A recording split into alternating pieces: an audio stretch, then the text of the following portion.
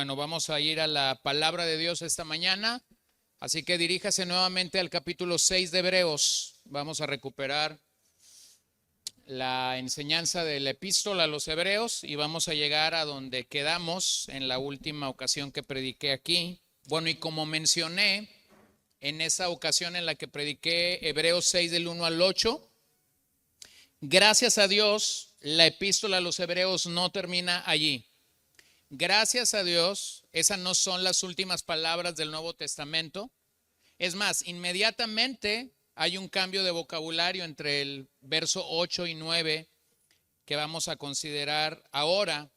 Y mientras los versos del 4 al 8 pudieran ser devastadores o desalentadores, y ya expliqué la razón por la que no deberían de ser así para un creyente genuino del Evangelio, creo que necesito nuevamente reconocer con ustedes que las escrituras no sirven a la teología. Es decir, las escrituras no son el siervo o el esclavo de la teología. Antes de que cualquier teólogo, antes de que cualquier persona pensara en sistematizar una teología, ya estaba la palabra de Dios. Es más, déjenme les recuerdo dónde es que la palabra de Dios comenzó. Génesis 1:1, en el principio creó Dios los cielos y la tierra, y Hebreos 11 nos dice cómo creó. ¿Se acuerdan cómo creó Dios? ¿Por el poder de qué? Por el poder de su palabra. Entonces, realmente es la palabra la que debe gobernar nuestra teología. Nunca nuestra teología gobernar a la palabra de Dios, porque entonces rápidamente llegamos a desaciertos, a desaciertos en la praxis de la vida cristiana. Entonces, los versos que quiero compartir hoy causan o dan gran esperanza al creyente, dan gran confianza en el Señor. Después de estos versos difíciles que ya vimos en el verso 4 al 8, ahora el autor en los próximos versos nos brinda una esperanza, nos brinda una seguridad, nos habla de la esperanza que tenemos en el Señor. Así que en un mundo tan deprimente, tan desanimante como en el que algunos viven, los cristianos estamos seguros de en quién hemos creído. Aun cuando tus recursos y mis recursos parecieran agotarse, aun en medio de la fragilidad y la vulnerabilidad de la vida, el pasaje nos habla de un lugar firme de donde agarrarnos, de donde asirnos, de donde tomarnos, un lugar inamovible, un ancla invaluable para nosotros. Por lo tanto, el panorama de Hebreos no es un panorama desanimante como el de este mundo. No es un panorama en caos, no es un panorama en conflictos. Realmente Hebreos nos da un panorama diferente, ya que nos habla de las riquezas que tenemos en Cristo. Y vuelvo a enfatizar esto: si un libro en el Nuevo Testamento nos afirma y nos alienta en cuanto a nuestra seguridad y en cuanto a nuestra suficiencia en Cristo, ese es el libro de los Hebreos. Esa es la epístola a los Hebreos.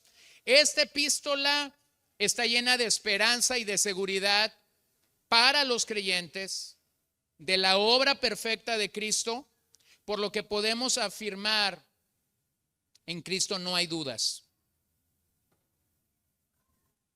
Bueno, cuando tú tienes a una persona muriendo y que el legado que esa persona está dejando es tal que quienes estamos en su funeral o quienes estamos allí en todo lo que pasa en un funeral, algunas personas he escuchado que se atreven a decir: fulano de tal era así, así, así, y entonces agregan este calificativo: aquí no hay dudas. Bueno, a veces sería muy atrevido decir eso de otra persona, y la realidad es que sería muy atrevido es porque no conocimos su corazón profundamente. Pero cuando miras a Cristo en la epístola a los Hebreos, con todo valor, con toda seguridad, con toda confianza y con toda fe, nosotros como cristianos deberíamos decir: aquí no hay dudas.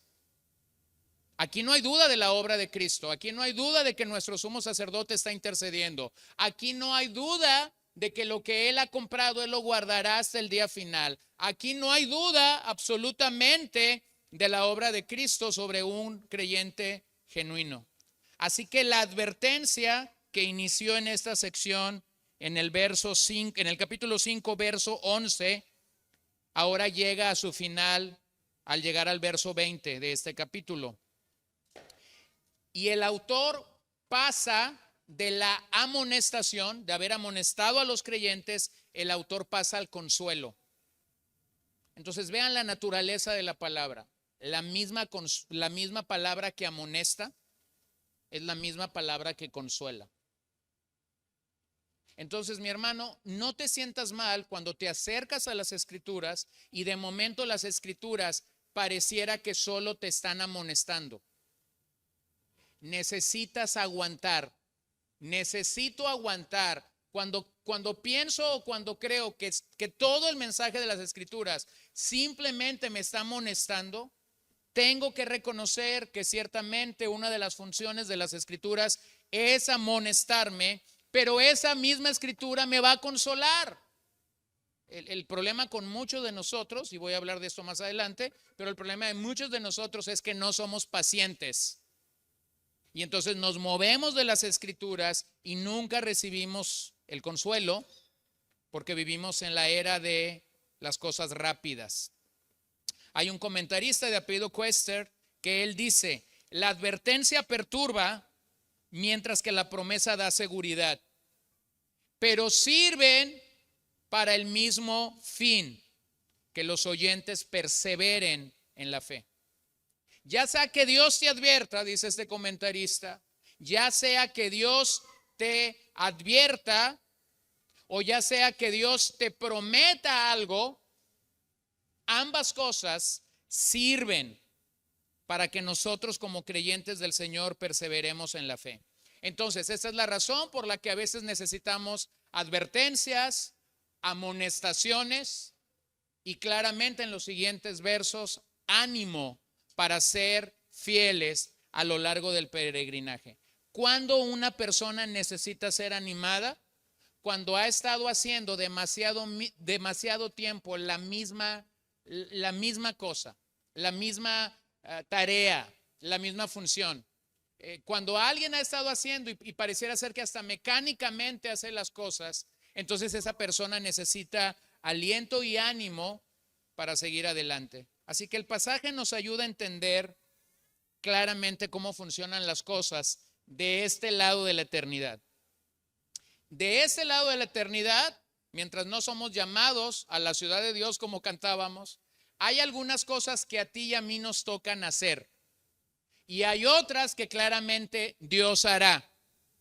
Y esto es una batalla campal, siempre es como una cuerda que está tensa y el hombre pelea siempre hasta donde la soberanía de Dios va y hasta donde la responsabilidad del hombre va. Y a veces subimos al ring y peleamos la soberanía de Dios con la responsabilidad del hombre, pero nuevamente el pasaje que vamos a considerar esta mañana nos hace un recordatorio maravilloso de cómo esto se da. Después de hablar, de que el autor de Hebreos nos habla cómo los incrédulos rechazaron el evangelio y apostataron irreversiblemente. Vuelvo a enfatizar esto. La gente que está en Hebreos 6, 4 al 8 están apostatando irreversiblemente. Por eso no hay perdón para ello. Es decir, esta gente, conociendo los hechos del evangelio, habiendo estado bajo la influencia de la enseñanza de la vida de una iglesia, deciden apostatar, es decir, deciden ir en contra de todo lo que han escuchado, deciden ir abiertamente a ser enemigos de Dios. Bueno, para ellos no hay perdón. Es una apostasía irreversible. Pero lo que ese pasaje no dice, es que Dios no perdona al pecador que se arrepiente. Cuidado con no considerar el contexto del pasaje. Es decir, lo que ese esos versos del 4 al 8 no dicen es que Dios no va a perdonar o Dios no va a salvar a aquella persona que con arrepentimiento vienen delante del Señor. Entonces, esto pudiera a veces ser confuso porque tenemos gente que pudiera estar dentro de la vida de una iglesia, de repente se van de esa congregación, no es que es una apostasía irreversible, después regresan y su compromiso con el Señor viene a ser mayor o mejor que el que había sido antes. Bueno, esas personas, hermanos, no califican en la categoría de Efesios 6, 4 al 8. Es decir, no apostataron irreversiblemente. Y si ellos vienen con un corazón humilde y piden perdón al Señor, entonces el Señor los va a perdonar. El Señor los va a perdonar. Entonces tenemos ahí a esos hombres incrédulos que están rechazando el evangelio, que están apostatando irreversiblemente, pero inmediatamente después el autor habla de la confianza que creyentes genuinos tienen. Estos creyentes son genuinos porque están perseverando y porque finalmente heredarán las promesas que les pertenecen. Entonces, permítame contestar dos cuestiones esta mañana. La primera pregunta, ¿cómo debe perseverar el creyente? Y lo segundo, ¿por qué debemos estar seguros de nuestra salvación? Así que permite que el texto dé ánimo a tu vida esta mañana. Permite que el texto dé aliento a tu vida acerca de cómo persevera el creyente y por qué debemos estar seguros de nuestra salvación. Número uno, ¿cómo debe perseverar el creyente? Bueno, el pasaje rápidamente te lo dice. Necesitamos fe y paciencia como Abraham. ¿Qué necesita un creyente para perseverar? Necesita tener fe y necesita tener paciencia. Y el ejemplo que el pasaje te da es al padre de la fe, un hombre llamado Abraham, al cual Dios lo llevó a la escuela de la paciencia. ¿Se acuerdan específicamente en qué consistió esa prueba de paciencia en la vida de Abraham y de su esposa? La promesa del hijo, la promesa del heredero. Te voy a bendecir, te voy a dar una descendencia. Va a ser tan numerosa como las estrellas en el cielo o como la arena en el mar. Y eso se escuchaba muy bien cuando Dios se lo dijo a Abraham, pero comenzaron a pasar los años y los años y los años y comenzaron a envejecer. Y la promesa cada vez se veía más lejana. Hermanos, esto es lo mismo que pasa cuando un creyente llega al Señor a corta edad de su vida. Voy a pensar en alguien que conoció al Señor a los 15 años de edad. Han pasado 30, ya están los 45. A él desde el primer día le dijeron que el Señor ya venía por su iglesia y han pasado 30 años y todavía no viene.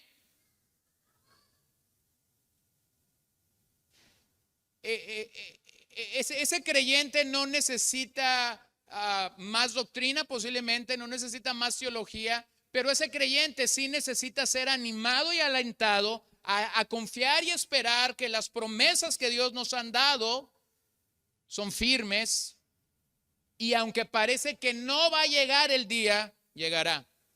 Entonces vean cómo en los primeros 4 versos que vamos a considerar se enfatiza aquí lo que el hombre debe de hacer, lo que tú y yo debemos de hacer para perseverar como creyentes genuinos. Bueno, se enfatiza la paciencia. Se nos habla que debemos de ser pacientes, pero la base de esa paciencia es la fe. La base de esa paciencia es la fe. Hebreos 6, 9 al 10. Pero en cuanto a ustedes, amados, observen eso. Pero en cuanto a ustedes, amados, busquen ese amados en los primeros 8 versículos y no lo van a encontrar. Es más, tienes una pluma, tienes un marcador, subraya esa palabra amados. Y déjame te digo algo, es la única vez que la palabra amados aparece en toda la epístola a los hebreos. Esta es la única vez en la que el autor decide hablarle a esta gente como amados. ¿Por qué? Bueno, porque han pasado versos devastadores, donde si los leemos fuera del contexto, casi estos versos pudieran decir lo desalentador, la desesperanza que alguien que sigue al Señor pudiera tener. Pero no es así, como ya lo dijimos. Pero en cuanto a ustedes, amados, aunque hablemos de esta manera, estamos persuadidos de las cosas que son mejores y que pertenecen a la salvación. Porque Dios no es injusto como para olvidarse de las obras de ustedes y del amor que han mostrado hacia su nombre, habiendo servido y sirviendo aún a los santos. Bueno, esa expresión amados es importante porque marca en el original un cambio abrupto entre la forma que está hablando en los primeros versos y el apartado que va a tocar aquí. Hay un cambio abrupto en el original del vocabulario, introducido aquí como amados y en otras versiones como queridos amigos. Usted recordará la metáfora que al final de los versos 1 al 8, Hebreos usa. Él usa la metáfora del cultivo. Aquellos que crecen con la bendición de Dios, aquellos que dan fruto, aquellos que no reciben la bendición de Dios y simplemente producen cardos y espinos. Pero ahora a esos que reciben la bendición de Dios, que producen buen fruto, a esos ahora el autor les dice que son llamados a las cosas que pertenecen a la salvación. ¿Qué son las cosas que pertenecen a la salvación para él? Las cosas mejores. O sea, hay algo mejor, les dice. Y es que esto pertenece a la salvación. Observe que el autor no habla de asociación a una iglesia, no habla de ir regularmente a la iglesia, aunque eso es bueno. Lo que el autor está enfatizando aquí es la salvación. La salvación es más que estar asociado a una iglesia. La salvación es más que gozar de buenas relaciones con otros creyentes. Lo que la salvación asegura es mi relación con Jesús. Y esa es la relación más importante que nosotros habremos de tener. Bueno, el Salmo 73, casi al final, Asaf está diciendo, bueno es para mí estar cerca de ti, Señor. Bueno, la salvación se trata de eso, de una confianza y de una seguridad y de un gozo y de una paz y de una entereza en nuestras vidas, a saber, porque por gracia hemos venido a recibir el regalo de Dios en la persona de Cristo Jesús. Observen cómo el pasaje habla de que estos hermanos sirvieron a otros creyentes.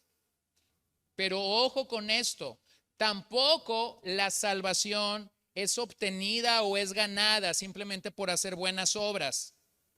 Las obras o el servicio que estos hombres estaban haciendo por otros santos simplemente probaban la salvación. Es decir, no somos salvos por obras, pero una vez que somos salvos, tenemos buenas obras o gozamos de buenas obras.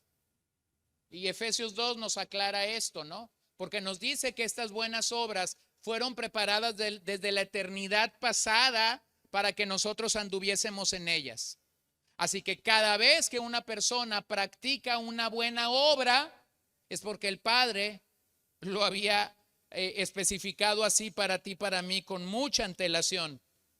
Ahora vean lo que el autor les dice a esta gente después de decirle amados. Él les dice, estamos seguros. Estamos seguros. La palabra griega peito en voz pasiva, que significa aquí, tenemos confianza, tenemos seguridad, tenemos firmeza. En otras palabras, aquí no hay dudas. ¿De qué el autor estaba seguro? ¿De qué el autor quería que sus oyentes originales estuviesen seguros y que nosotros estuviésemos seguros? Bueno, vamos a ver de qué es que él quiere que nosotros estemos seguros. Ahora vean también que la forma en que vivimos es importante ante Dios. La forma en que vivimos es importante ante Dios. No solamente la forma en que crees es importante ante Dios. sino la forma como vives es importante ante Dios. A veces dentro de los círculos cristianos hay mucha petulancia acerca de si creo correctamente, acerca de que si tengo la sana doctrina, acerca de que si tengo buena enseñanza. Y todo parece estar muy bien de formato, pero resulta que a la hora de vivir, mi propia conducta me reprueba. No hay ninguna diferencia entre mí y alguien que no teme al Señor, porque aunque puedo tener la creencia y la teología adecuada, mi diario vivir dista de eso que yo estoy declarando. Esa es la razón por la que a un creyente le va a incomodar estar en un ambiente que no es el más adecuado para él.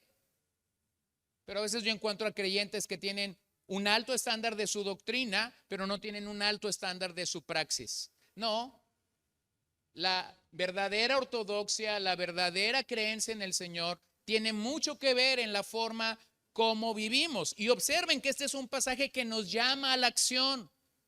Es un pasaje que nos lleva a hacer algo. Por eso la confianza del autor en la salvación de los creyentes está destacada o está resaltada aquí en su servicio a los santos. Ese servicio que comenzó en el pasado y que es un servicio continuo hasta el momento en el que la epístola se escribió. Ellos estaban mostrando su amor por Dios al servir a otros hermanos y lo hacían de una manera práctica. La meta de la fe entonces aquí es el fruto y esta es una manera visible de comunicar a otros que estamos creciendo. Yo no comunico a otros que estoy creciendo simplemente porque digo leo mi Biblia todos los días. Yo no comunico a otros que estoy creciendo porque digo ya memoricé 5 versos de la Biblia o porque ya sé estos conceptos o porque ya sé dónde está cada libro de la Biblia. Hay una manera práctica en la que el autor está comunicando que los santos, que los que son amados por él, están creciendo. Y esa es que de manera visible estos creyentes o estos hermanos estaban sirviendo a otros. Ahora, no se trata de servir hoy y no servir mañana. Se trata de una vida de servicio en crecimiento. Pero ojo, porque siempre que buscamos servir a Dios, ese servicio o esa devoción que debería de ser genuina, que debería de ser nata, que debería fluir en la vida de un creyente, rápidamente se puede contaminar con nuestro corazón. Rápidamente mi servicio puede ser contaminado por mi sucio corazón cuando yo quiero lograr más allá de servir al Señor, cuando yo quiero lograr más allá de glorificar al Señor con todo mi ser y con toda mi vida. Cuando yo quiero que otros me vean, cuando yo quiero que otros puedan ver mis cualidades, mis capacidades, mi propio corazón y mi propia carne ha corrompido algo que debería de ser genuino en la vida de un creyente. Ve lo que dice Hebreos 10, 32, 34. Pero recuerden los días pasados, cuando después de haber sido iluminados, ustedes soportaron una gran lucha de padecimientos. Por una parte, siendo hechos un espectáculo público en oprobios y aflicciones, y por otra, siendo compañeros de los que eran tratados así. Bueno, esta es una manera práctica de servir a otros. Los hebreos sufrieron, como ya hemos dicho, fueron perseguidos, pasaron por momentos de adversidad y algunos, por lo que leemos, algunos de ellos no sufrieron de manera directa esto. Pero entonces ellos decidieron ser compañeros de quienes estaban sufriendo. Sígalo viendo allí. Verso 34. Porque tuvieron compasión de los prisioneros y aceptaron con gozo el despojo de sus bienes, sabiendo que tienen para ustedes mismos una mejor y más duradera posesión. Entonces vean algo.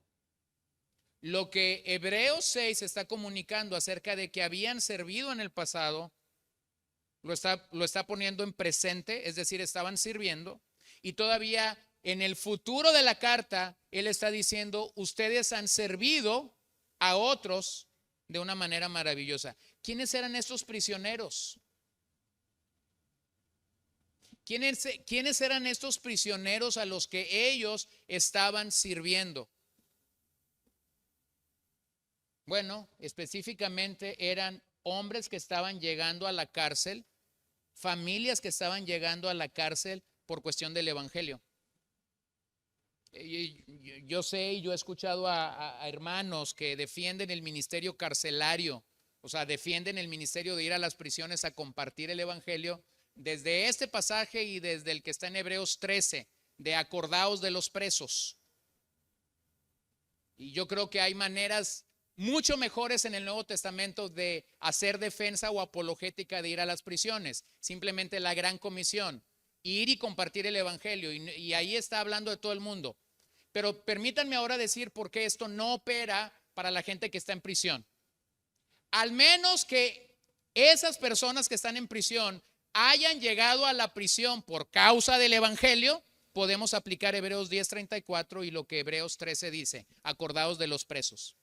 Es decir, los presos en este pasaje no son gentes que han violado las leyes, no son gente que llegaron ahí por esa cuestión, es gente que llegó a prisión por causa del evangelio.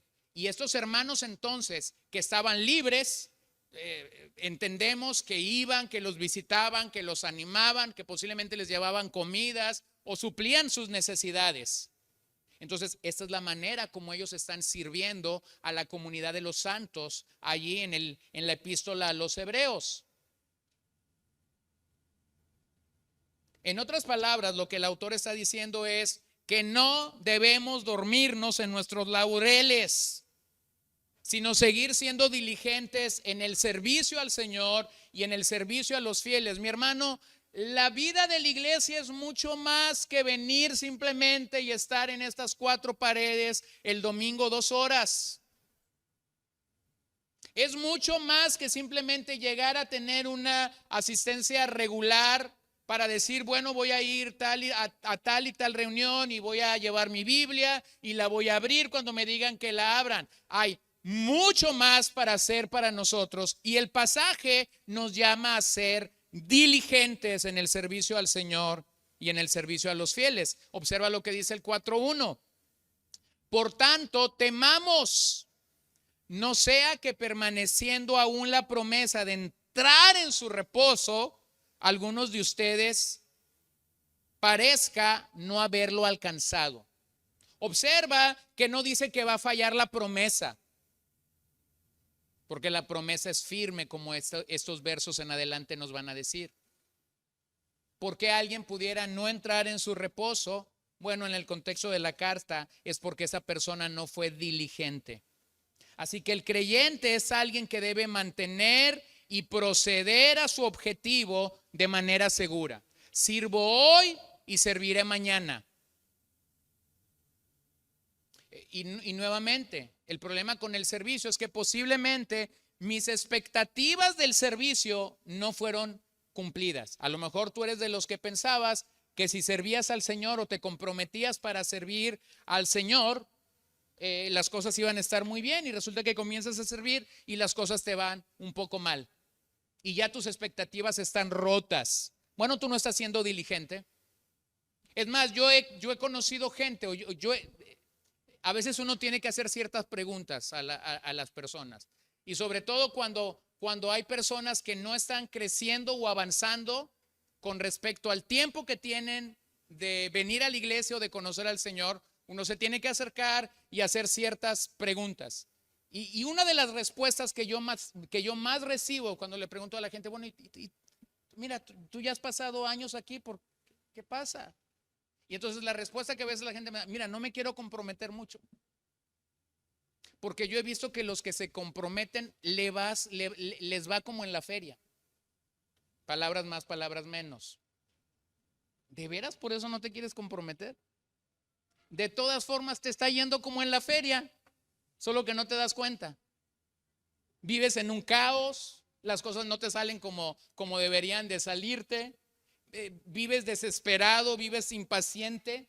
Entonces, tenemos a veces un entendimiento equivocado de lo que es servir al Señor, de lo que es comprometernos con el Señor, pero entonces el pasaje nos llama a mantenernos y a proceder a un objetivo de manera segura. Continuamos en el verso 11 y 12.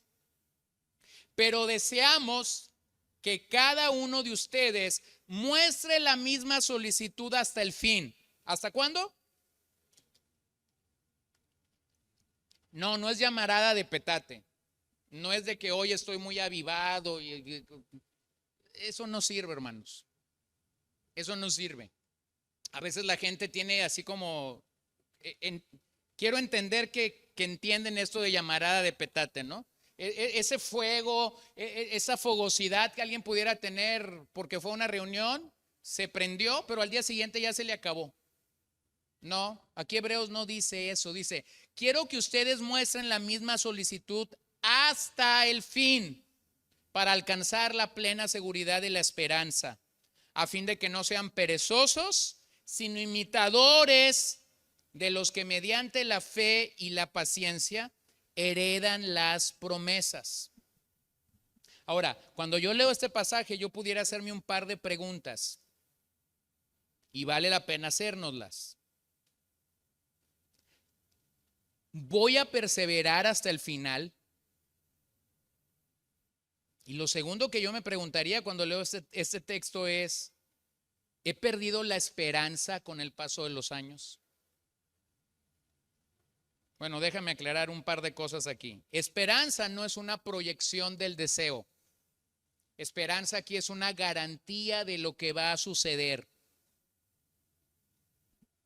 Otra manera de referirnos a la esperanza es la fe que ve al futuro. La fe que ve al futuro. No es una fe para mañana, no es una fe para hoy en la noche, es una fe que ve al futuro. Ese es el fundamento de nuestra esperanza. Dios. Dios es el fundamento de nuestra esperanza. Cuando yo puedo saber que mi futuro está seguro en Dios y no en las circunstancias, entonces mi fundamento es adecuado. Pero el Espíritu Santo es la garantía. Es decir, el Espíritu Santo está obrando permanente, continuamente en mí, una y otra vez colocando el objetivo claro para mí en la persona de Jesucristo. Así que nuevamente, la razón por la que tenemos una advertencia aquí es que debemos de ser diligentes y perseverar hasta el final. Entonces el autor lo que realmente está haciendo es advertirnos, y esa advertencia es el medio por el cual somos llamados a perseverar. En otras palabras, Dios tiene formas diferentes a las tuyas y a las mías de llamarnos a perseverar.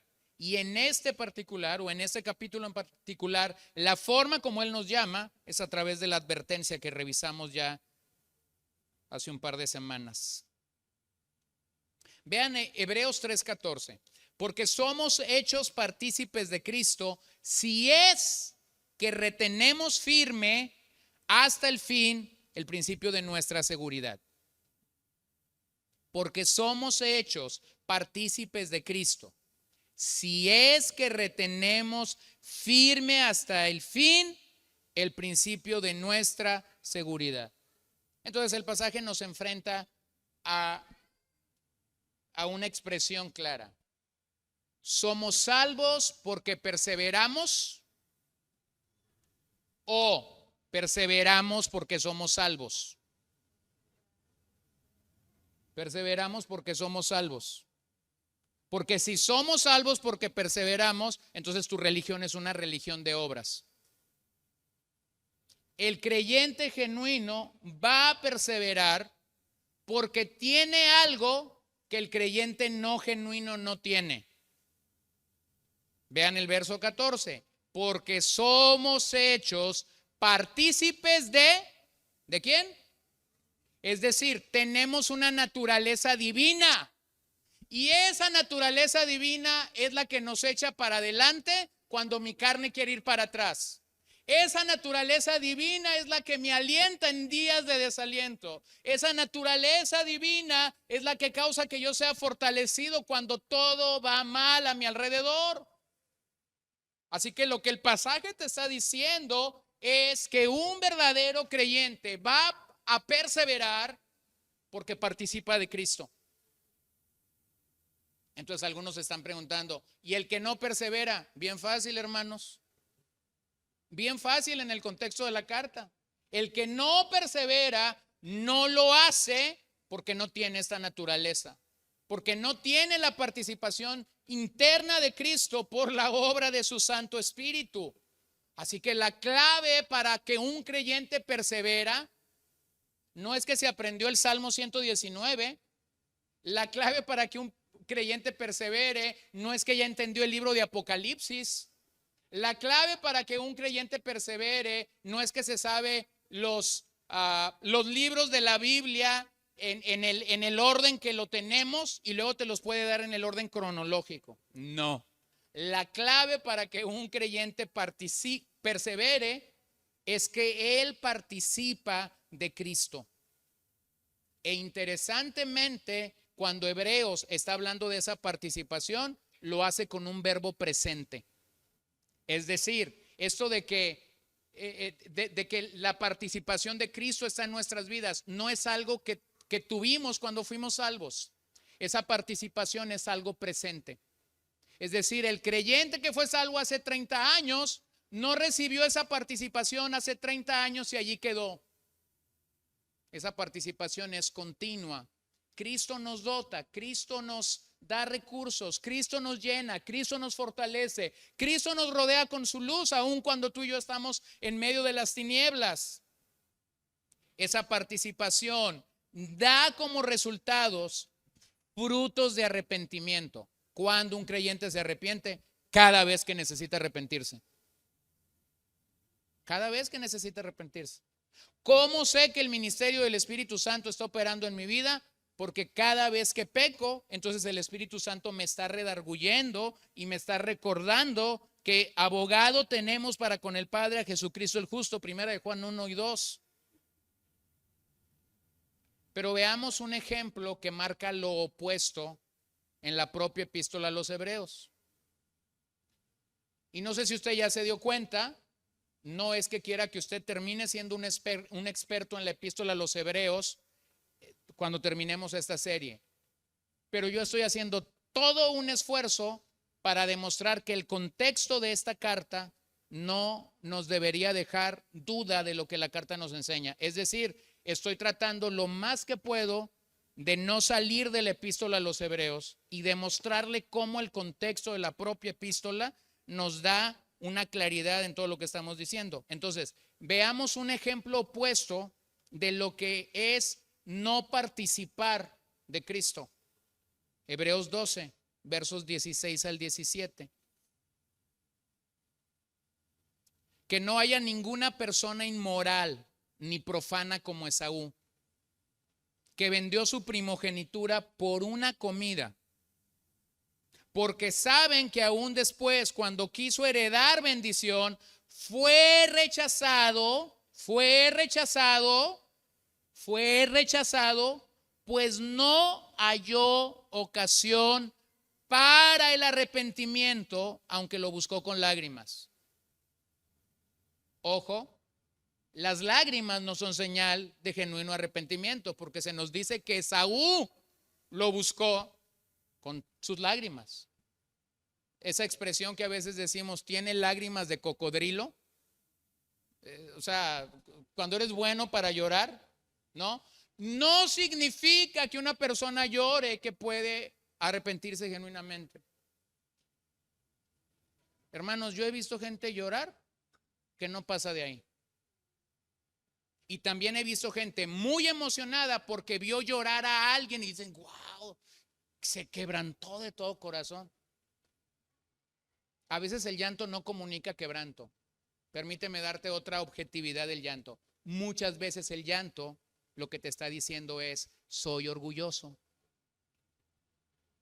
Y a veces el orgulloso usa el llanto como meterte una paletita en la boca, ay, para que tú te endulces un rato la vida. Pero entonces Esaú, dice el pasaje, buscó, se acercó con esa idea del arrepentimiento. Y dice, aunque lo buscó con lágrimas.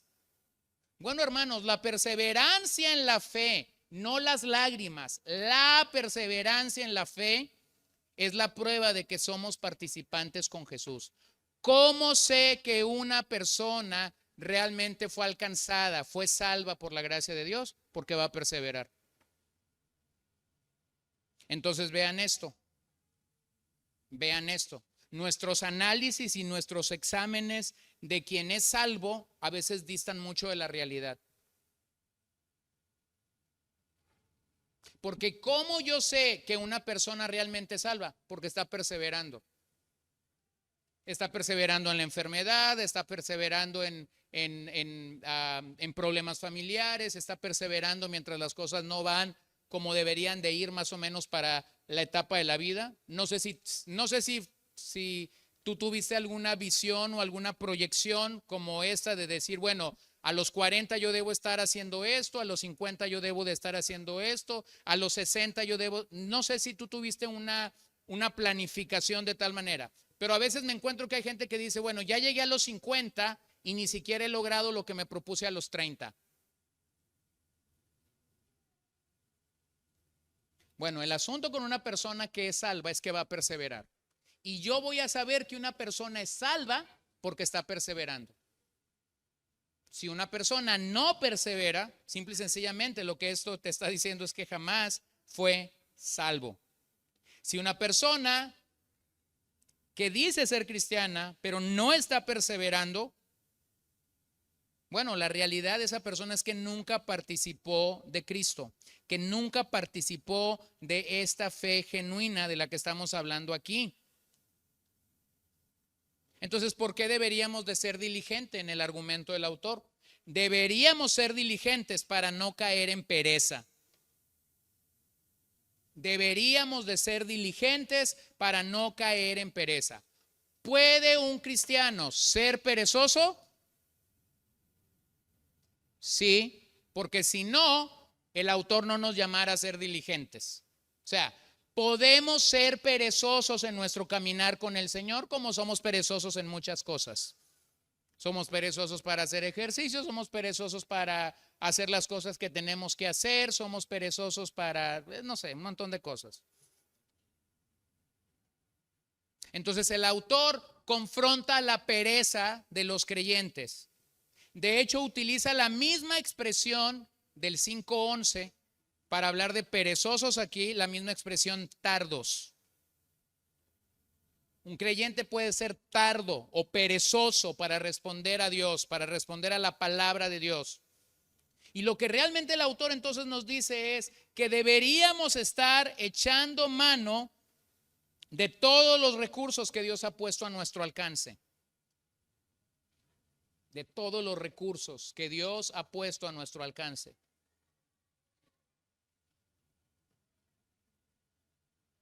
Cuidarnos de la pereza es una tarea de todos, ya que incluye el cuidado del alma. Cuidarnos de la pereza es una tarea de todos. Esto incluye el cuidado del alma.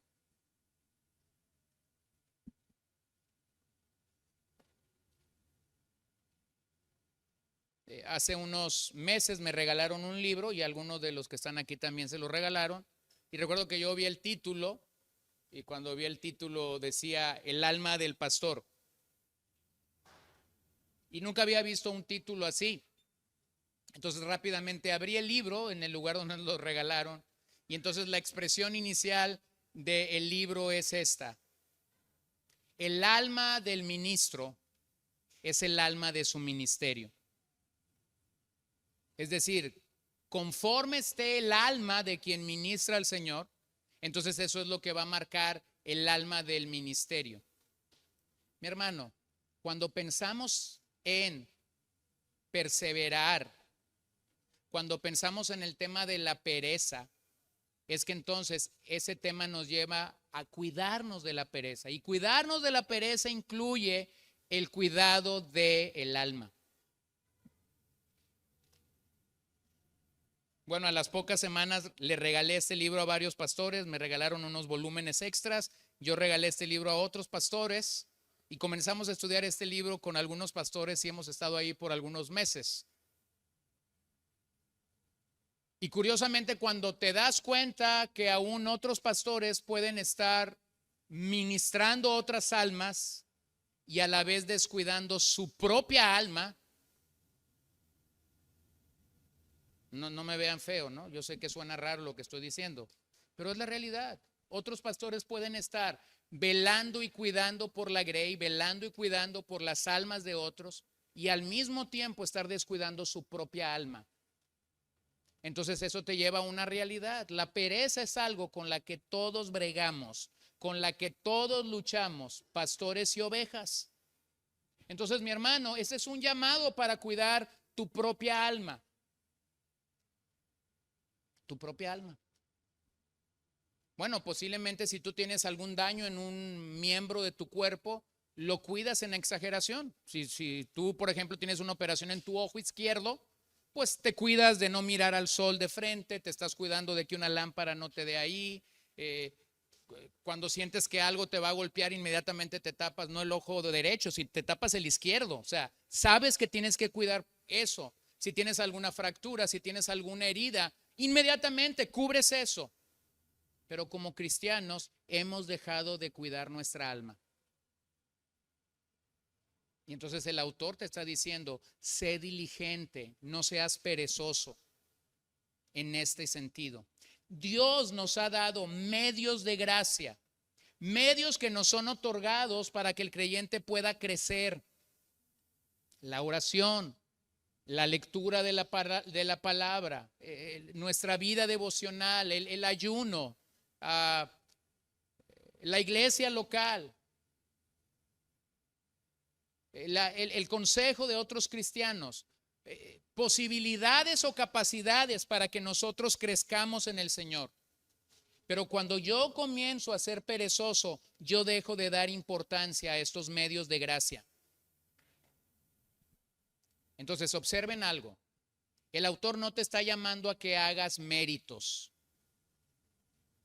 El llamado del autor no es que hagas méritos, no es que tú creas que mereces la bendición de Dios. El llamado del autor es que seas diligente. El llamado del autor es que te esfuerces. Entonces, la soberanía de Dios no está peleada con tu esfuerzo. Que Dios sea soberano y providente no está peleado con tu esfuerzo. Que Dios sea soberano y providente no está peleado con que un predicador tenga que pasar horas y horas estudiando un texto.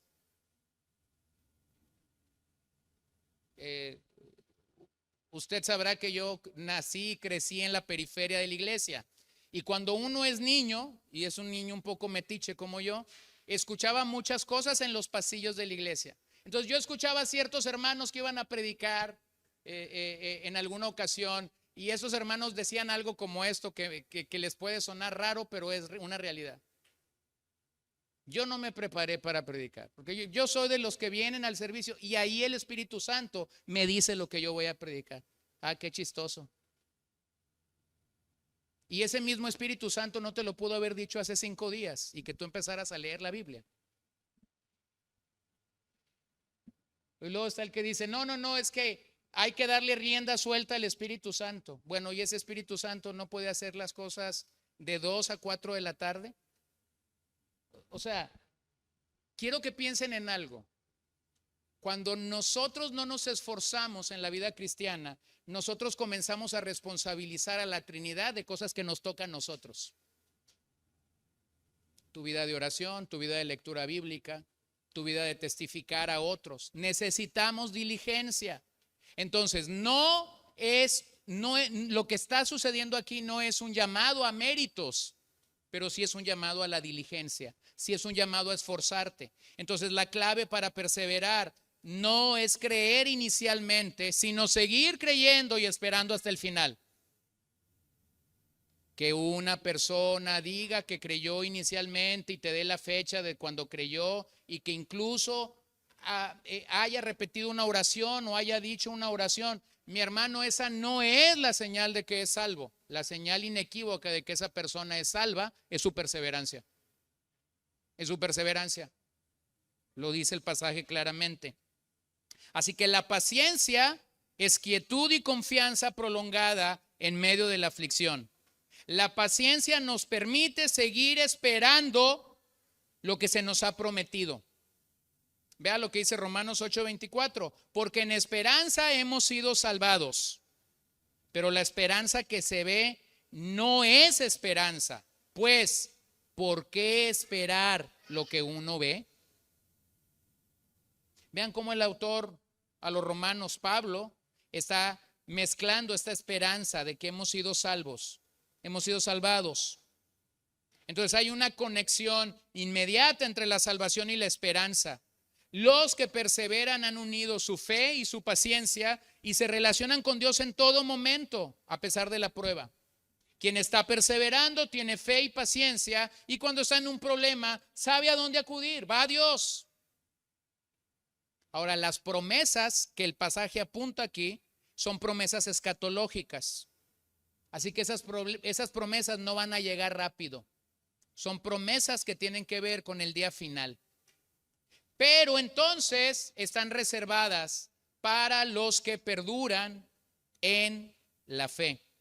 Por lo tanto, debemos entender que la fe inicial no garantiza las promesas si no creemos hasta el final. En otras palabras, nuestra obediencia no debe ser trivial o mediocre, nuestra obediencia debe ser plena al Señor. Y luego vean cómo el autor nos llama a imitar o a seguir la fe y la perseverancia de los santos del Antiguo Testamento.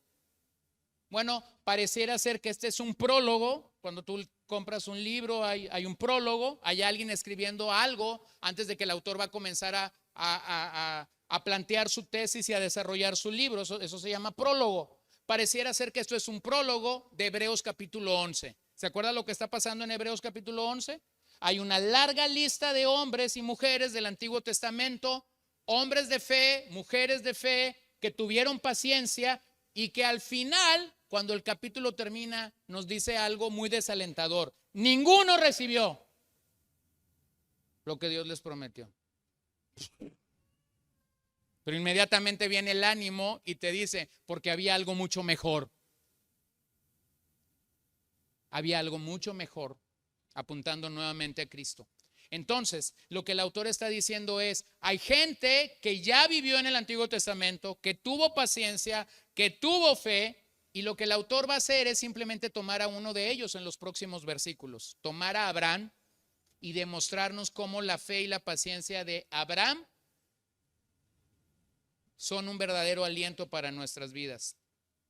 Permítame leer una cita un tanto larga de Carlos Spurgeon. La posición de espera es una de las posturas que un soldado cristiano no aprende sin años de enseñanza. La marcha y el paso ligero son mucho más fáciles para los guerreros de Dios que quedarse quietos. Hay horas de perplejidad en la que el espíritu más anuente, ansiosamente deseoso de servir al Señor, no sabe cómo intervenir. ¿Qué hacer entonces? ¿Amargarse por la desesperación? ¿Retroceder en cobardía? ¿Girar a la derecha en temor? ¿O lanzarse adelante en presunción? No, simplemente hay que esperar. Pero esperar en oración. Acuda a Dios y presente su caso ante Él. Cuéntele su problema, suplique su promesa de ayuda, pero espere en fe. Exprese su firme confianza en Él, porque una espera sin fe ni confianza es un insulto al Señor. Crea que aunque le tenga esperando aún hasta la medianoche, Él vendrá en el momento adecuado. Llegará la visión y no se tardará. Espere en quieta paciencia, no rebelándose por estar bajo aflicción, sino bendiciendo a su Dios por ello. No murmure contra intervinientes secundarios, como los hijos de Israel hicieron contra Moisés. No desee poder volver al mundo otra vez. Acepte la situación tal como es y pónganla en las manos del Dios del pacto tal como es, con sencillez, de todo corazón, sin aferrarse a su propia voluntad, solamente diciendo: ahora, Señor, no se haga mi voluntad, sino la tuya. Bueno, eso es una realidad. No sabemos esperar, ¿cierto? Este tipo de paciencia a la que el pasaje nos llama no está de moda en nuestros días. En medio de una cultura rápida, queremos todo ya y sin tener que esperar. Queremos todo ya y sin tener que esperar. Por otro lado, la paciencia nunca ha sido el fuerte de nuestra carne. ¿Cierto, no? No es como que todos nos jactamos de la paciencia. Sin embargo, Dios está más interesado en el proceso que en el resultado. Y por esa razón Él nos tiene que llevar a la sala de espera. Allí donde precisamente recibimos el estímulo de sus promesas. La sala de espera. Bueno, la escuela de la paciencia habla de esa sala de espera. Abraham estuvo en la sala de espera por años. Por años. Así que lo que tenemos aquí es lo que nos toca hacer a nosotros en nuestro peregrinaje. Tenemos que ser pacientes, tenemos que tener fe, tenemos que tener espera. Ahora demos la vuelta al pasaje y contestemos la pregunta: ¿por qué deberíamos estar seguros de nuestra salvación? ¿Por qué deberíamos de estar seguros? Bueno, porque el pasaje te da 3 garantías. ¿Cuáles son las garantías de mi salvación? La promesa de Dios, el juramento de Dios y el Hijo de Dios. Un creyente ha de estar seguro de su salvación porque el Señor lo ha prometido, porque el Señor ha jurado y por lo que el Hijo de Dios ha hecho para nosotros. Entonces, tomemos los siguientes versos del 13 al 18. Pues cuando Dios hizo la promesa a Abraham, no pudiendo jurar por uno mayor, juró por él mismo, diciendo: ciertamente te bendeciré y ciertamente te multiplicaré. Y así, habiendo esperado con paciencia, Abraham obtuvo la promesa, porque los hombres juran por uno mayor que ellos mismos, y para ellos un juramento dado como confirmación es el fin de toda discusión. Por lo cual Dios, deseando mostrar más plenamente a los herederos de la promesa la inmutabilidad de su propósito, interpuso un juramento, a fin de que por 2 cosas inmutables, en las cuales es imposible que Dios mienta, los que hemos buscado refugio seamos grandemente animados para asirnos de la esperanza puesta delante de nosotros.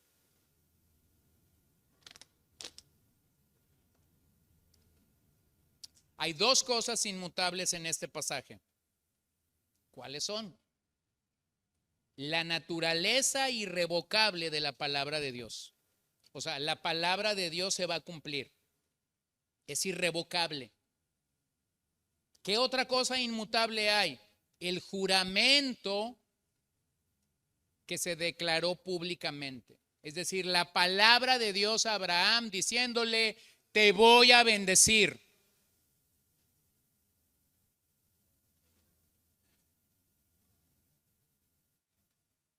Entonces vamos a ver cómo operan estas 3 cosas. Primero, la promesa. Les pregunto yo a ustedes, ¿falló Abraham en algún momento? ¿Sí? Falló. ¿Has fallado tú en algún momento como creyente? Sí, mi hermano, yo también. Y tengo que decirte algo, vamos a seguir fallando porque somos carne. Esa no es una licencia para pecar, pero es una realidad mientras estamos de este lado de la eternidad. Y vean algo, no porque Abraham falló, el Señor retiró la promesa. Dios cumplió su palabra e Isaac nació, demostrando con ello que las promesas de Dios no dependen del hombre, las promesas de Dios dependen ¿de quién? De Dios. Lo que aquí se está evaluando no es la fidelidad de Abraham. Lo que aquí el pasaje está diciendo es, Dios es fiel. ¿Lo puedes ver? No es por la fidelidad de Abraham que él recibe la bendición. Es porque Dios es fiel. A veces nosotros usamos calificativos, ¿no? Para hablar de ciertos hermanos y decimos, este hermano es muy fiel. Y bueno, eso significa muchas cosas, ¿no? O decimos, este hermano es muy bueno para orar. Yo pudiera decir de otros, este es muy bueno para comer, ¿no? Yo conozco aquí a 2 a 3 que yo tengo un parámetro para cuando estoy en comidas públicas, yo tengo un parámetro. Siempre le pregunto a alguien, ¿cuántos tacos llevas? Y si él me dice 5, yo le paro en 4. Ese es mi parámetro, ¿no? O sea, que un día me dice, oye, qué gacho, siempre me preguntas a mí nomás, ¿que no habrá otro? Pero vean esto, no es la fidelidad de Abraham lo que aquí se está diciendo, es la fidelidad de Dios. Ahora, regresemos a la promesa. Génesis 22, 16, 17. Y le dijo, por mí mismo he jurado, declara el Señor, que por cuanto has hecho esto y no me has rehusado a tu hijo, tu único, de cierto te bendeciré grandemente y multiplicaré en gran manera tu descendencia como las estrellas del cielo y como la arena en la orilla del mar, y tu descendencia poseerá la puerta de sus enemigos. Observen algo, al jurar lo hace por su propio nombre. ¿Por qué lo hace por su propio nombre? Porque no hay alguien mayor por quien jurar. ¿Qué es lo que este juramento hace? Garantizar el cumplimiento de su problema, de su promesa, perdón. Por lo que Abraham esperó pacientemente y obtuvo lo prometido a pesar de sus errores. O sea, lo que quiero que vean aquí es, no estamos haciendo un culto a Abraham. Ay, el gran hombre, el gran padre de la fe, el hombre que nunca pecó. No, se le cruzó Agar. Y Abraham tiene la justificante de poder echarle la culpa a su esposa, pero de todas maneras, ese no era el plan de Dios. ¿Lo pueden ver? Pero hay algo aquí especial, y es que Abraham le creyó a Dios, incluso cuando le pidió a su hijo. No solamente cuando le prometió que se lo iba a dar, sino que ahora en la segunda edición de su prueba le dice, entrégame a tu hijo, y le dice, tu único. ¿Tu único? ¿Tu único? ¿Dónde estaba Ismael? Ah, bueno, es que Ismael era el intento de ayudar a Dios, pero no era el plan de Dios. En la manera en la que en la manera en la que Dios le prometió a Abraham un descendiente, Ismael no era ese descendiente. ¿Quién era ese descendiente? Isaac. Por eso le dice, tu único, tu único. Entonces vean cómo, regresando a Hebreos, vean cómo en el verso 15 se nos dice que Abraham, habiendo esperado con paciencia, es decir, siendo diligente. Ya vimos en el verso 12 la expresión, no sean perezosos.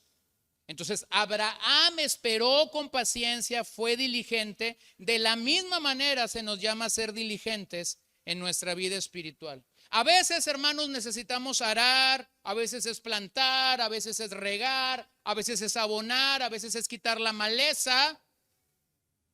Pero esta diligencia inspirada en lo que Dios ha prometido. Ahora quiero que se detengan algo. Abraham tenía una promesa maravillosa. te voy a dar un descendiente, tu nación va a ser así, vas a tener un pueblo grande. Pero escúcheme bien, todo creyente el día de hoy, todo genuino creyente el día de hoy, tiene muchas más promesas que la que Abraham tuvo. ¿Sí, señor? Abraham y sus descendientes, de acuerdo al argumento del autor de los Hebreos, son los primeros herederos de esta promesa.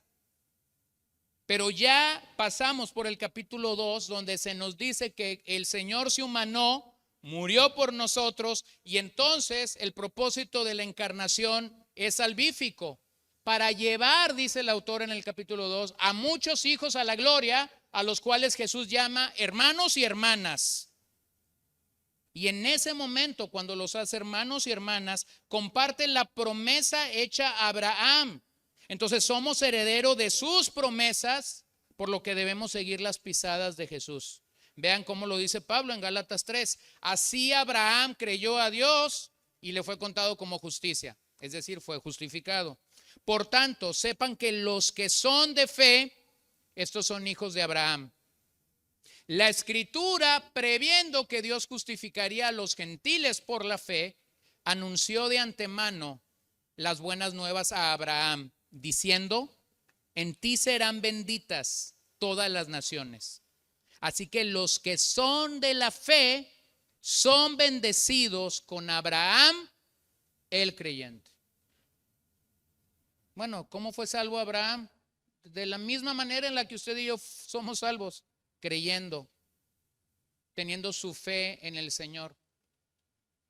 No hay otra manera de ser salvos. Entonces, ¿somos herederos de esa promesa? Sí, esa promesa que se está cumpliendo en Cristo Jesús. Pero cuando nosotros venimos a ser herederos de esa promesa, el Nuevo Testamento está lleno de promesas para los verdaderos hijos de Dios. Entonces, la primer seguridad que un creyente tiene de su salvación es que Dios lo ha prometido. Lo segundo que afirma o asegura nuestra salvación es el juramento. Lo que Dios hace con Abraham es confirmar su palabra por medio de un juramento. Nuevamente, puesto que no hay nadie mayor, juró por sí mismo. Aunque ese juramento fue a Abraham y a sus descendientes originales, todo creyente en Cristo recibe esa bendición. ¿Qué hace aquí el juramento?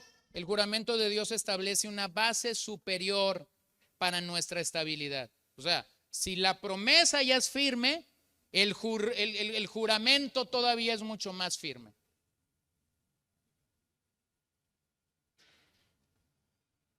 Es como cuando estás, ya eso no se usa tanto, ¿no? Pero cuando estabas queriendo mandar un cartón con algunos artículos valiosos a la paquetería y todavía la cinta canela no estaba de moda y todo lo que hay, usábamos, ¿se acuerdan los mecates, las cuerdas? Y le dábamos vuelta y ya le habías dado vuelta por todos lados. Pero al final decías, para que amarre. Y todavía le echabas un extra de fuerza y le volvías a amarrar ahí. Bueno, si la promesa de Dios, es el argumento aquí del autor, no fuera suficiente, todavía le vamos a agregar un juramento. Ahora, póngase a pensar en esto. ¿Necesitaba Dios jurar aquí? No. ¿Cuándo un hombre jura? ¿Cuándo juramos?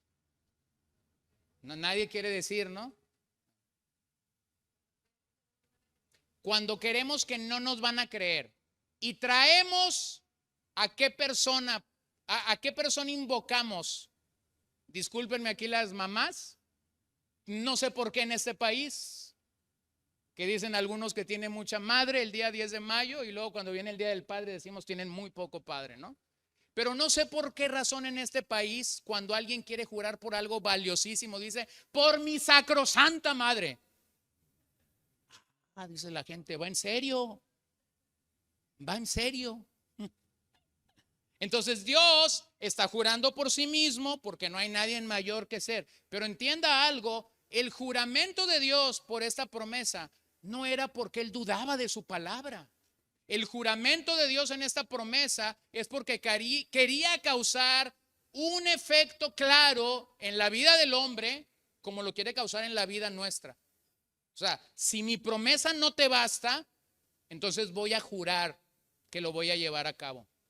Entonces, ¿qué hace el juramento? Establece una base superior para nuestra estabilidad. Todavía, si la promesa no te alcanza, aquí está el juramento. Entonces, el creyente realmente tiene seguridad de su fe porque el juramento hecho a Abraham tiene aplicación en nosotros. Vean Hebreos 11, 39, 40, ¿no? El pasaje al que hacía referencia hace un momento. Y todos estos, habiendo obtenido aprobación por su fe, no recibieron la promesa, porque Dios había provisto algo mejor para nosotros, a fin de que ellos no fueran hechos perfectos sin nosotros. No tengo tiempo de llegar aquí. Hay demasiadas cosas en este verso, pero claramente lo que quiero que veas es cómo es que Hebreos realmente es un libro de gran aliento para el creyente. Quienes creemos a esta palabra, realmente hemos huido a Jesucristo y Él es nuestro único refugio. Hebreos 7, 23, 25, los sacerdotes anteriores eran más numerosos porque la muerte les impedía continuar, pero Jesús conserva su sacerdocio inmutable, puesto que permanece para siempre, por lo cual Él también es, ¿qué? ¿Cómo es? Poderoso para salvar para siempre a los que por medio de Él se acercan a Dios, puesto que vive perpetuamente para interceder por ellos. La promesa, el juramento aseguran nuestra salvación. Entonces, recibimos la herencia prometida por la obra perfecta de Cristo. El sumo sacerdocio de Cristo está garantizado por su promesa y por su juramento. Entonces Dios no miente, así que nuestra confianza debe ser un estímulo poderoso, aún en medio de las aguas de nuestra flaqueza y de nuestro pecado. ¿A dónde apunta el juramento de Dios? El juramento de Dios subraya su fidelidad. Su fidelidad. Y número 3, podemos estar seguros de la salvación por la promesa, por el juramento y aún más gloriosamente por el Hijo de Dios. Observa el verso 19 y 20. Tenemos como ancla del alma una esperanza segura y firme y que penetra hasta detrás del velo, a donde Jesús entró por nosotros como precursor, hecho según el orden de Melquisedec, sumo sacerdote, ¿para cuándo? Para siempre. El ancla era un símbolo muy utilizado en el Nuevo Testamento. De hecho, hay datos históricos de la iglesia primitiva, así como el pescadito era un símbolo que identificaba al cristianismo en el primer siglo. El ancla era otro símbolo que identificaba al cristianismo y de hecho en datos de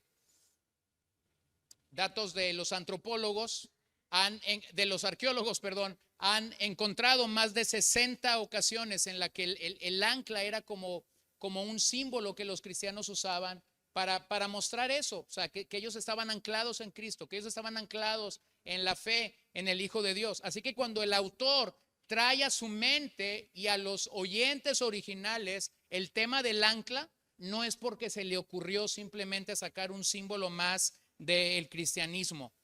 Pero observen lo que dice de esta ancla. ¿Es un ancla de qué? ¿Para qué es esa ancla? Para el alma.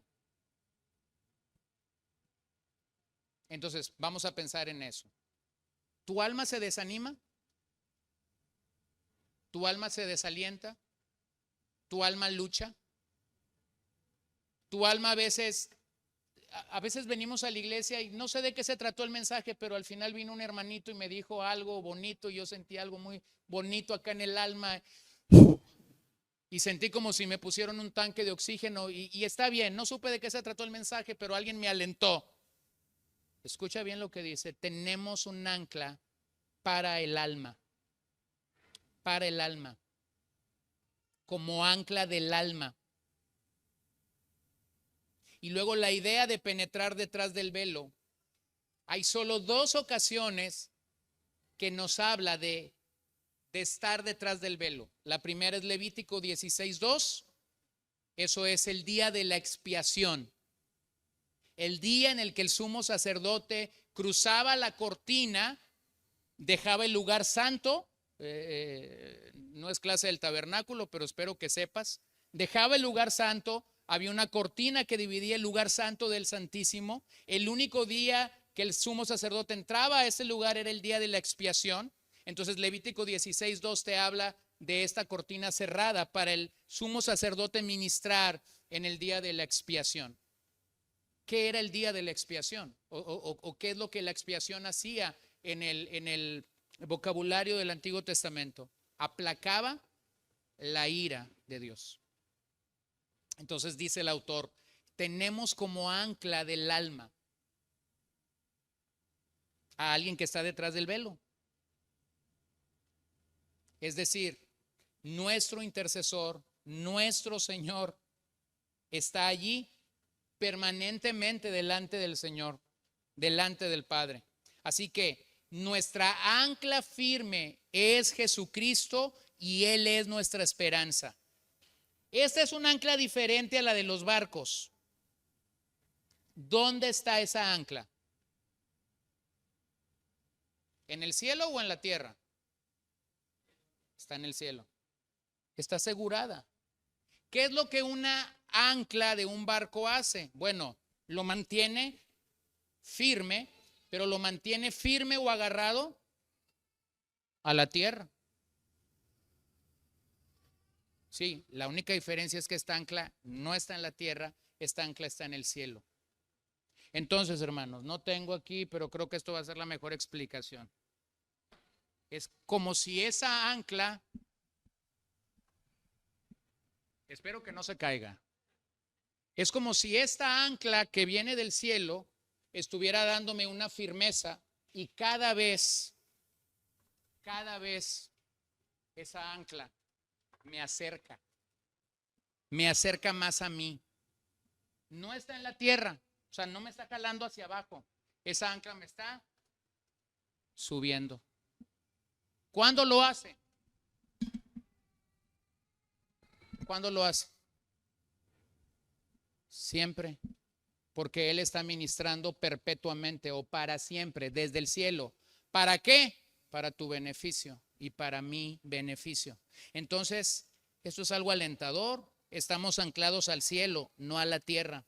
Aquí no hay dudas. Entonces esto nos llama a seguir a nuestro precursor, a seguir espiritualmente, a seguir creciendo espiritualmente, porque Él entró a ministrar. Si yo hubiera entrado a ministrar, el plan fracasaría. Si tú hubieras entrado a ministrar a la presencia de Dios, el plan fracasaría. Pero Él entró y esa ancla está asegurada en el trono celestial. Déjeme, le doy firmeza. Hebreos 9, 11 y 12.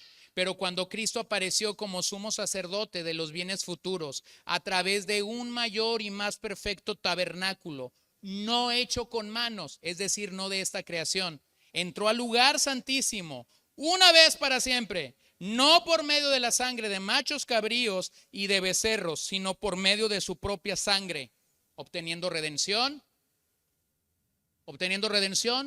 eterna. Hebreos 9:24, porque Cristo no entró en un lugar santo hecho por manos, una representación del verdadero, sino en el cielo mismo, para presentarse ahora en la presencia de Dios por nosotros, y no para ofrecerse a sí mismo muchas veces, como el sumo sacerdote entra al lugar santísimo cada año con sangre ajena. No, Él no ofreció sangre ajena, ofreció su propia sangre. Hechos 10, 19. Entonces, hermanos, puesto que tenemos confianza para entrar al lugar santísimo por la sangre de Jesús, por un camino nuevo y vivo que Él inauguró para nosotros por medio del velo, es decir, su carne. En otras palabras, entregó su carne, se humanó, murió. El Hijo del Hombre se entregó para entonces ministrar perfectamente desde el tabernáculo celestial. Gordon Fee declara: los creyentes en Cristo son personas del futuro, un futuro seguro que ha comenzado en el presente. Son ciudadanos del cielo que viven la vida del cielo en el presente, en cualquier circunstancia en la que se encuentran. ¿Por qué podemos estar seguros de esto? Porque nuestro Señor es eterno, porque nuestro Señor es omnipotente, porque nuestro Señor es íntegro para cumplir lo que ha prometido. Así que debemos reposar absolutamente en Él. Observe 3 metáforas en estos últimos versos que nos pueden ilustrar nuestra seguridad. Verso 18: somos refugiados que nos aferramos a una esperanza. Somos refugiados que nos aferramos a una esperanza. ¿Quién es nuestra esperanza? Cristo. Verso 19: esta esperanza es un ancla, así que debemos tomar nuestra seguridad del lugar más seguro. Esa ancla no se deslizará. Está en el lugar más seguro que un ancla puede estar. Y verso 20, tercer metáfora, nos regresa al lugar santísimo, donde el sumo sacerdote, nuestro hermano, ha entrado en nuestra representación y está ministrando perpetuamente para nosotros. Así que concluyamos. Por un lado, el creyente debe tener fe, debe tener diligencia y debe tener paciencia en su vida cristiana, en su vida espiritual. Por otro lado, lo que Dios está haciendo es diciéndonos o afirmando nuestra salvación. ¿Por qué 3 cosas podemos estar seguros de esta salvación? Porque Él lo prometió, porque Él lo juró y por lo que el Hijo de Dios está haciendo a favor de sus hijos. Así que fe y paciencia resumen la verdadera actitud del pueblo de Dios. Mientras esperamos las promesas futuras, hermanos, debemos tener fe y paciencia. Fe y paciencia. Hay un antiguo himno que lo expresa muy bien. Cuán firme fundamento, oh santos del Señor, tenemos por la fe en su palabra excelsa. ¿Qué más puede decir que lo que dice en ella para los refugiados en Cristo Jesús? Entonces, hermanos, si tú eres un creyente genuino, realmente eres un refugiado. Un refugiado. Un refugiado en Cristo Jesús. Y a esos refugiados hoy debo animar y alentar y decirles que no hay forma de avanzar si no gozamos de esta esperanza. Y esta esperanza que tenemos se alimenta de las promesas de Dios. Bueno, esta es una promesa maravillosa. Tenemos un ancla segura en el trono de Dios. Así que ánclate en lo celestial. ¿Qué mayor seguridad puedes tener? Bueno, permíteme afirmarlo nuevamente. Aquí no hay dudas. Aquí no hay dudas. Es por Cristo únicamente que puedo estar de pie. Es por Cristo únicamente que puedo perseverar hasta el fin. Son por sus promesas que son fieles que Él cumplirá su propósito en ti y en mí. Nuestra ancla es Jesús. Él es el precursor que ha logrado todo lo que la justicia de Dios demandaba. Él ha comprado tu salvación y la mía. Él nos ha asegurado las promesas de Dios. Por lo tanto, su obra expiatoria en la cruz nos dará una esperanza alentadora y una ancla segura e inamovible para nuestro caminar. Así que somos preservados totalmente por Dios. Aquí no hay dudas. Aquí no hay dudas. Permítame terminar con las palabras del salmista. Nuestra alma espera al Señor. Él es nuestra ayuda y nuestro escudo.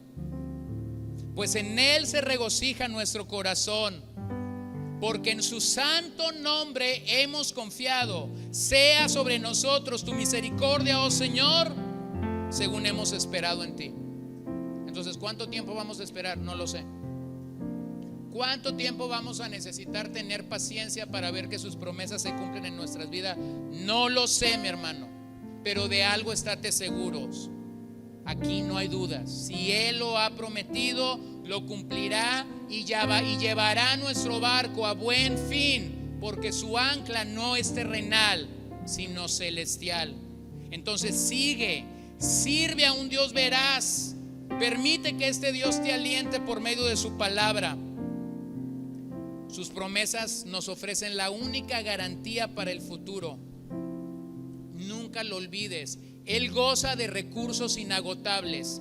Tus recursos y los míos se van a agotar, se van a acabar, se van a deteriorar, pero cada vez que pasen por ese deterioro, recuérdalo, los recursos de Dios son inagotables. Él sigue llevando hijos a su gloria. Por lo tanto, camina seguro y perseverante solo en el Señor. Solo en el Señor. No pongas tu vista en otro hombre, te va a fallar. Pon tu mirada en Cristo. Él es el ancla. Señor, te doy gracias. Te doy gracias esta mañana por recordarnos una vez más que no es Abraham, que no son los santos del Antiguo Testamento nuestro ejemplo mayor. Ayúdanos a ser diligentes, ayúdanos a ser pacientes, ayúdanos a ser hombres de fe, porque lo vamos a necesitar en nuestro peregrinaje. Solo tú sabes cuándo vendrás o cuándo nos llamarás a tu presencia. Pero mientras eso pasa, enséñanos a esperar pacientemente en ti.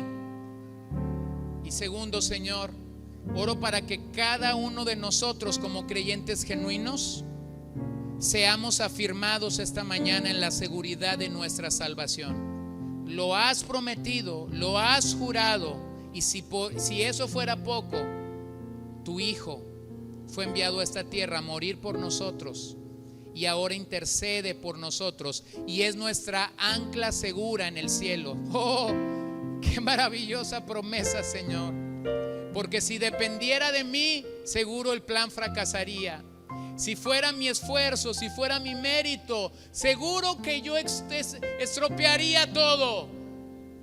Pero qué maravilloso es que podemos venir confiados a la roca de nuestra salvación y decir: Señor, tú eres esa ancla que no va a fallar. Pero también, Señor, quisiera rogarte que tu Espíritu Santo usara este mensaje. Y si hubiese gente entre nosotros o mirándonos por transmisión que no es salva, que no es cristiana o que puede vivir autoengañada, que tú la llamaras a salvación. Señor, nuestro corazón no se complace en que tú sigas condenando pecadores. Nuestro corazón se complace en que sigas llevando muchos hijos a la gloria, como Hebreos 2 dice. Así, Señor, que esta mañana yo te ruego que si alguien necesita ser salvo, extiendas tu brazo de misericordia y puedas salvarlo y puedas rescatarlo de la miseria de vida en la que se encuentra el día de hoy. Y si eso es así, que esta persona pueda sentirse seguro, confiado de que ha venido a ti y de que ha creído en ti. Justificados pues por la fe, tenemos paz para con Dios por medio de nuestro Señor Jesucristo. Te adoramos, Señor. Puestos de pie, por favor. Te adoramos, Señor. Te damos gracias, pionero de nuestra salvación. Te damos gracias, ancla de nuestra fe. Te damos gracias, precioso Señor. ¿A quién iremos si solo tú tienes palabras de vida eterna y de salvación? ¿A quién acudiremos, Señor?